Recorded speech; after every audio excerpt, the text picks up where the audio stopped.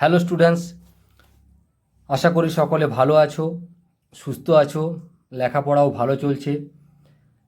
আর আজ আমরা আলোচনা করব প্রথম অধ্যায় অর্থাৎ ইতিহাসের ধারণার অনুশীলনী নিয়ে আজকের ভিডিওতে আমরা আলোচনা করব। এখানে আমরা ইতিহাসের ধারণা যে অধ্যায়, প্রথম অধ্যায় আমাদের যে বই থেকে আমরা আলোচনা করব তা হলো স্বদেশ পরিচয় ও পরিবেশ, অর্থাৎ জীবন মুখোপাধ্যায়ের লেখা বই স্বদেশ পরিচয় ও পরিবেশ বইয়ের 1 নম্বরের প্রশ্ন এবং 2 নম্বরের প্রশ্ন আজকের ভিডিওতে আমরা আলোচনা করব। তো শুরু করা যাক ভিডিওটি। আর আমরা যেভাবে আলোচনা করে থাকি অন্যান্য অনুশীলনীগুলি, অর্থাৎ একটি প্রশ্নের সাথে সাথে আরও 2-3টে প্রশ্নের উত্তর জানার চেষ্টা করি। তো সেইভাবে ভিডিওটা আলোচনা করা হবে। ভিডিওটি ভালো লাগলে অবশ্যই লাইক করবে এবং বন্ধুদের মধ্যে শেয়ার করবে। তো শুরু করা যাক। নৈবেত্তিক প্রশ্ন, সঠিক উত্তরটি নির্বাচন করো। MCQ। একের প্রশ্ন, প্রাচীন বাংলায় মেয়েদের জলক্রিয়ার উল্লেখ আছে। প্রাচীন বাংলায় মেয়েরা যে জলক্রিয়া বা জলেতে খেলাধুলা করত সে কথা উল্লেখ পাওয়া যায় পবনদূত গ্রন্থে, মেঘদূত গ্রন্থে, শ্রীকৃষ্ণ কীর্তন গ্রন্থে, চৈতন্য চরিতামৃত গ্রন্থে। মেয়েদের জলক্রিয়ার উল্লেখ পাওয়া যায় পবনদূত গ্রন্থে, যেটা ধৈর লেখা। একের সঠিক উত্তর হলো এ, ধৈর লেখা পবনদূত গ্রন্থে। এই গ্রন্থটা তিনি কালিদাসের মেঘদূতের অনুকরণ করে লিখেছিলেন। দ্বিতীয় প্রশ্ন, নগেন্দ্রনাথ রায় একজন দক্ষ খেলোয়াড় ছিলেন। হকি, ব্যাডমিন্টন, ফুটবল, দাবা। এটা নগেন্দ্রনাথ রায় হবে না, এটা নগেন্দ্রনাথ সর্বাধিকারী হবে। সর্বাধিকারী। এই নগেন্দ্রনাথ সর্বাধিকারী খেলোয়াড় ছিলেন ফুটবল খেলার সাথে। ফুটবল খেলার সাথে বাঙালি হিসাবে তিনিই প্রথম ফুটবলে পাস হন এবং আমরা দেখতে পাই ওভারহেড বল, ক্রিকেটের সাথে ওভারহেড বল প্রথম করেন নগেন্দ্রনাথ সর্বাধিকারী। অর্থাৎ 2 প্রশ্নের সঠিক উত্তর হলো ফুটবল, যেহেতু এখানে ক্রিকেট নেই। ক্রিকেট থাকলে ক্রিকেটও হতো। 3 প্রশ্ন, ক্যালকাটা ক্রিকেট ক্লাব প্রতিষ্ঠিত হয়। ক্যালকাটা ক্রিকেট ক্লাব, যার শর্ট ফর্ম হলো CCC। ক্যালকাটা ক্রিকেট ক্লাব প্রতিষ্ঠিত হয় 1792, 1790, 1820, 1826। ক্যালকাটা ক্রিকেট ক্লাব প্রতিষ্ঠিত হয় 1792 খ্রিস্টাব্দে, 1792, অর্থাৎ 3 সঠিক উত্তর হলো এ। 4 প্রশ্ন, বিজ্ঞানের ইতিহাস গ্রন্থের লেখক। বিজ্ঞানের ইতিহাস গ্রন্থের লেখক হলো সমর সেন। 4 সঠিক অ্যান্সার হলো এ। এখানে প্রফুল্লচন্দ্র রায়টা খুব ইম্পর্ট্যান্ট। প্রফুল্লচন্দ্র রায়ের লেখা দ্য হিন্দু রসায়নশাস্ত্রের ইতিহাস খুবই গুরুত্বপূর্ণ গ্রন্থ এবং এটা আমাদের বিজ্ঞান চর্চার ক্ষেত্রে অবশ্যই মনে রাখা প্রয়োজন।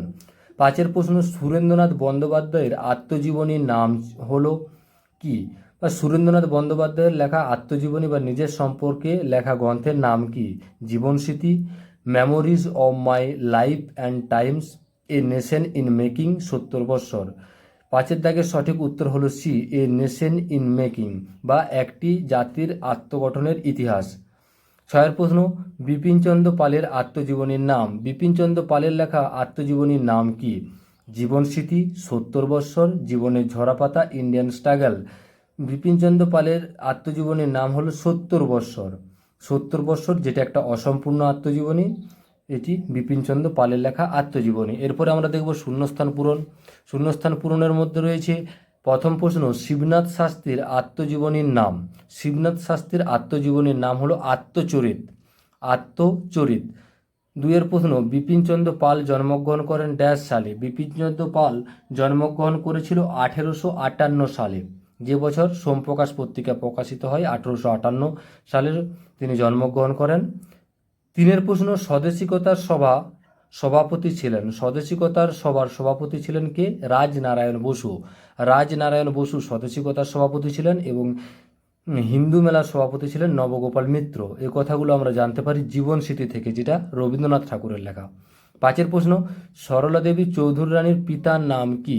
সরলা দেবী চৌধুরী রানীর পিতার নাম ছিল জানকীনাথ ঘোষাল এবং তার মায়ের নাম ছিল বিখ্যাত সুসাহিত্যিক স্বর্ণকুমারী দেবী। অর্থাৎ সরলা দেবী চৌধুরী রানীর পিতার নাম হলো জানকীনাথ ঘোষাল।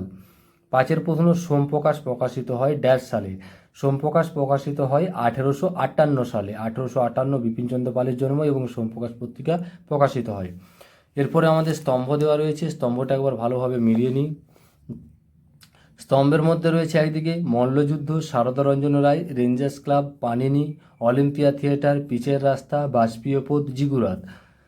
ডান স্তম্ভে রয়েছে অষ্টাধ্যায়ী, দাদা সাহেব ফালকে, ম্যাকডম, যতীন্দ্র প্রসাদ, গোবর গুহ, হিন্দু মেলা, ক্রিকেট, ফুলটন, সুমের। তো এখানে এক জায়গায় ভুল রয়েছে, হিন্দু মেলার পরিবর্তে এখানে হকি হবে। তো ভালোভাবে আগে আলোচনা করে নিই, তাহলে আমরা দেখতে পাবো। মল্লযুদ্ধ, আচ্ছা এইদিকে আবার সারি আমরা করে নিই। এখানে 1 2 3 4 5 6 7 8, মোটামুটি 8টা সারিতে ভাগ করে নিয়েছি আমরা। মল্লযুদ্ধর সাথে আমরা কি জানি, মল্লযুদ্ধের সাথে যতীন্দ্র প্রসাদ গোবর গুহ এবং ফণীন্দ্র কৃষ্ণ গুহ গোবর গুহ যুক্ত 2 ভাই, অর্থাৎ মল্লযুদ্ধ হলো 4, মল্লযুদ্ধ হলো 4 বা 4। সারদা রঞ্জন রায় প্রথম যিনি ক্রিকেটের গুরুত্ব বুঝেছিলেন, এবং সেখানে তার ক্রিকেট অর্থাৎ হচ্ছে সারদা রঞ্জন রায় হচ্ছে ক্রিকেট মানে 6, সারদা রঞ্জন রায় ক্রিকেট। রেঞ্জার্স ক্লাব হচ্ছে কিসের সাথে যুক্ত, রেঞ্জার্স ক্লাব হচ্ছে হকির সাথে যুক্ত। তো এটা আমরা শেষে দেখব, বাকিগুলো দেখে নিই। পানিনির লেখা গ্রন্থের নাম হলো অষ্টাধ্যায়ী, ব্যাকরণ সম্পর্কিত গ্রন্থ অষ্টাধ্যায়ী, অর্থাৎ পানিনি হয়ে যাচ্ছে আমাদের 1, পানিনি 1। অলিম্পিয়া থিয়েটার, দাদা সাহেব ফালকের অলিম্পিয়া থিয়েটার, এখান থেকে প্রথম চলচ্চিত্র আমাদের প্রকাশিত হয়, তাহলে অলিম্পিয়া থিয়েটার হচ্ছে দাদা সাহেব ফালকে, মানে এটা চলে যাচ্ছে আমাদের 2। পিচের রাস্তা তৈরি করেন ম্যাকডম, এই যে ম্যাকডম রয়েছে 3, পিচের রাস্তা 3। বাষ্পীয় পথ ফুলটন, বাষ্পীয় পথ মানে 7। জিগুরাত গড়ে উঠেছিল সুমেরুতে, তার মানে জিগুরাত হলো 8। তার মানে আমরা এখানে একটা বাদ চলে এসেছিলাম রেঞ্জার্স ক্লাবের সাথে হিন্দু মেলার কোনো সম্পর্ক নেই। রেঞ্জার্স ক্লাবের সাথে সম্পর্ক আছে হকির একটা অন্যতম ক্লাব হলো রেঞ্জার্স ক্লাব, তাহলে এটা হিন্দু মেলা হবে না, এটা হকি হবে, এবং এই রেঞ্জার্স ক্লাবের সঠিক উত্তর দাঁড়াচ্ছে আমাদের 5। তাহলে একবার আমরা প্রথম থেকে দেখে নিই। মল্লযুদ্ধ যতীন্দ্র প্রসাদ গুহ, সারদা রঞ্জন রায় হচ্ছে ক্রিকেটের সাথে যুক্ত। Rangers club hockey. পানিনির লেখা গ্রন্থের নাম অষ্টাধ্যায়ী। অলিম্পিয়া থিয়েটার, দাদা সাহেব ফালকে। পিচের রাস্তা, ম্যাকডম। বাষ্পীয় পথ, ফুলটন, জিগুরাত, সুমের। এরপরে আমরা দেখে নেব বাকি সংক্ষিপ্ত প্রশ্নগুলি। এরপরে রয়েছে ক্ষয়ের দাগের অতি সংক্ষিপ্ত প্রশ্নাবলীর প্রথম প্রশ্ন হলো, প্রাচীন ভারতীয় সাহিত্যে রঙ্গমঞ্চের উল্লেখ কোথায় আছে? প্রাচীন ভারতীয় সাহিত্যে রঙ্গমঞ্চের উল্লেখ পাই আমরা ভরতের লেখা নাট্যশাস্ত্রে, অর্থাৎ নাট্যশাস্ত্রে প্রথম রঙ্গমঞ্চের কথা উল্লেখ আছে। 2 প্রশ্ন, মধ্যযুগের শহর গ্রন্থের লেখক কে? মধ্যযুগের শহর গ্রন্থের লেখক হলো অনিরুদ্ধ রায়, এটা শহরের ইতিহাস চর্চায় আমরা পেয়ে এসেছি। 3 প্রশ্ন, অর্থশাস্ত্র গ্রন্থের লেখক কে? অর্থশাস্ত্র গ্রন্থের লেখক হলো কৌটিল্য, যার অপর নাম চাণক্য বা বিষ্ণুগুপ্ত, ওইটা মৌর্য যুগে লেখা হয়। 4টা, কে টাউন ক্লাব প্রতিষ্ঠা করেন? টাউন ক্লাব প্রতিষ্ঠা করেছিলেন সারদা রঞ্জন, এবং এই টাউন ক্লাব হচ্ছে ক্রিকেটের সাথে যুক্ত। 5 প্রশ্ন, letters from a father's to his daughter এর লেখক কে? এর লেখক হলো আমাদের পণ্ডিত জওহরলাল নেহেরু তার কন্যা মৌসুরীকে, তার কন্যা ইন্দিরাকে, 10 বছরের কন্যাকে যে চিঠিপত্র লেখে তা letters from a father to his daughter নামে পরিচিত, এবং এর হিন্দি অনুবাদ করেন বিখ্যাত হিন্দি সাহিত্যিক মুন্সি প্রেমচাঁদ। পরবর্তী প্রশ্ন, 6 প্রশ্ন, ভারতের প্রকাশিত প্রথম সংবাদপত্র কোনটি? ভারতে প্রকাশিত প্রথম সংবাদপত্র হলো হিকি সাহেবের বেঙ্গল গ্যাজেট, যেটা 1780-তে প্রকাশিত হয়, এটাই হলো ভারতে প্রকাশিত প্রথম সংবাদপত্র। 7 প্রশ্ন, জীবনের ঝরাপাতা গ্রন্থের রচয়িতা কে? জীবনের ঝরাপাতা গ্রন্থের রচয়িতা হলেন সরলা দেবী চৌধুরী রানীর আত্মজীবনী হলো জীবনের ঝরাপাতা। এছাড়াও তিনি আরও 2টো গ্রন্থ লিখেছিলেন, একটা হলো নববর্ষের স্বপ্ন এবং শিবরাত্রির পূজা। 8 প্রশ্ন, ভারতের প্রথম সচলচিত্র কবে তৈরি হয়? ভারতের প্রথম সচলচিত্র 1913 খ্রিস্টাব্দে তৈরি হয়, যার নাম হলো রাজা হরিশ্চন্দ্র, দাদা সাহেব ফালকের পরিবেশনায় অলিম্পিয়া থিয়েটারে। 9 প্রশ্ন, ক্যালোটাইপ সোসাইটি কবে প্রতিষ্ঠিত হয়? ক্যালোটাইপ সোসাইটিটা ফটোগ্রাফি ইতিহাস চর্চার সাথে যুক্ত, এবং এই ক্যালোটাইপ সোসাইটি লন্ডনে প্রতিষ্ঠিত হয় 1847, ভারতের স্বাধীনতা লাভের 100 বছর পূর্বে 1847 খ্রিস্টাব্দে ক্যালোটাইপ সোসাইটি প্রতিষ্ঠিত হয়। এরপর আমরা এই 2 নম্বরের প্রশ্নগুলো দেখে নেব। 2 নম্বরের প্রশ্ন হচ্ছে সংক্ষিপ্ত উত্তরভিত্তিক প্রশ্ন। প্রথম প্রশ্ন, ইতিহাস চর্চায় ফুটবলের ইতিহাস গুরুত্বপূর্ণ কেন? ইতিহাস চর্চায় ফুটবলের ইতিহাস এই কারণে গুরুত্বপূর্ণ যে খেলার মধ্য দিয়ে আমরা যে সুস্বাস্থ্যের অধিকারী হয়ে থাকি, বিশেষ করে ফুটবল খেলার মধ্য দিয়ে আমরা দলগত এবং একসাথে মিলেমিশে কাজ করার শিক্ষা পাই এবং লক্ষ্যে পৌঁছানোর জন্য যে কীভাবে একে অপরের সহযোগিতা নিয়ে এগিয়ে যাওয়া যায় সেই সম্পর্কে আমরা শিক্ষা লাভ করে থাকি। অর্থাৎ ইতিহাস চর্চায় ফুটবলের ইতিহাস আজ গুরুত্বপূর্ণ এবং ফুটবলকে কেন্দ্র করে অনেক দেশ তার আন্তর্জাতিকতার সীমাতে পৌঁছাতে এগিয়ে আসছে। সুতরাং ইতিহাস চর্চায় ফুটবলের ইতিহাস খুবই গুরুত্বপূর্ণ। 2 প্রশ্ন, ইতিহাস চর্চায় নাটকের ইতিহাস গুরুত্বপূর্ণ কেন? নাটকের ইতিহাস গুরুত্বপূর্ণ কারণ হলো নাটক একটা জনসংযোগের মাধ্যম বা জনসংযোগের মাধ্যম, যেখানে কি করা হয় না বিভিন্ন ধরনের শিক্ষণীয় বিষয়বস্তু এবং সমাজকে সচেতন করার জন্য বিভিন্ন ধরনের ঘটনাকে সরাসরি জনগণের কাছে তুলে ধরা সম্ভব হয় নাটকের মধ্য দিয়ে, যে কারণে দেখা যায় সমাজ সচেতনতার ক্ষেত্রে বা আধুনিক ইতিহাস চর্চার উপাদান হিসাবেও আমরা নাটকের ইতিহাস চর্চা যথেষ্ট গুরুত্বপূর্ণ। 3 প্রশ্ন, ইতিহাস চর্চায় স্থানীয় ইতিহাস গুরুত্বপূর্ণ কেন?